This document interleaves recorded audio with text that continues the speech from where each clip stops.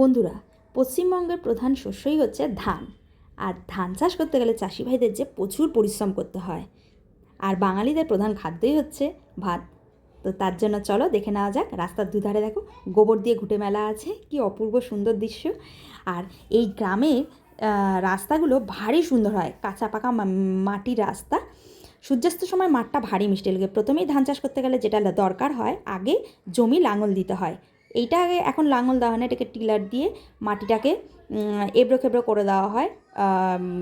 মাটিটা আর কি হাল করা হয়। হাল করার পরে মাটিটা ঠিক এরকম এবড়ো খেবড়ো টাইপের হয়ে যায়। হাল করার পর জমিটাকে সমান করার জন্য এরকম মই টানা হয়। একটা কাকু দেখো কি সুন্দর মই টানছে জলের মধ্যে, যাতে মাটিটা সরল হয়ে যায়, সমান হয়ে যায়। ঠিক এরকম সমান হয়ে যাওয়ার পরেই ধানের বীজ ফেলা হবে। ধানের বীজ ফেলার পর যখন একটু এরকম বড় বড় হয়ে যাবে, তখন এই ধানের বীজগুলোকে ভাঙা হবে। একটা গুচ্ছ গুচ্ছ করে অনেকগুলো ধান বীজ গুচ্ছ গুচ্ছ করে তুলে নিয়ে এসে জমিতে তখন এরকম 3-4টে ধান দিয়ে রোপণ করা হয়। এই যে স্টেজটা দেখতে পাচ্ছ, এইটাকে এই সময়টা ধান রোপণ করা হচ্ছে।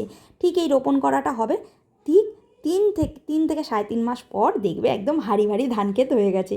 কী যে ভালো লাগে, অপূর্ব সুন্দর লাগে। আর এখানে ছোটো মাসির ছেলে ধান চারা পুঁতছে, আর আমি তার সাথে সাথে কিছুক্ষণ গল্প করছিলাম।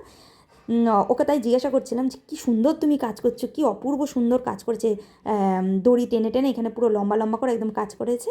আর যখন 3 মাস পর এই ধান চাষটা যখন পুরো হয়ে যাবে, 3 মাস পর যখন আসবো না মাঠে, কত বড় বড় ধানগুলো, চারা গাছগুলো বড় হয়ে যাবে।